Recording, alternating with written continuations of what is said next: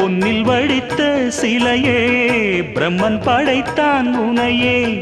வண்ணமயில் போல வந்த பாவையே என்னை இனிக்கும் நிலையே இன்பம் கொடுக்கும் கலையே உன்னை எண்ணி வாழும் எந்தன் நாவியே கண்ணிமயில் தூண்டிலிட்டு காதல் தனை தூண்டிவிட்டு எண்ணி எண்ணி ஏங்க வைக்கும் ஏந்திழையே பெண்ணை மழை ஆதரித்து பேசி தொட்டு காதலித்து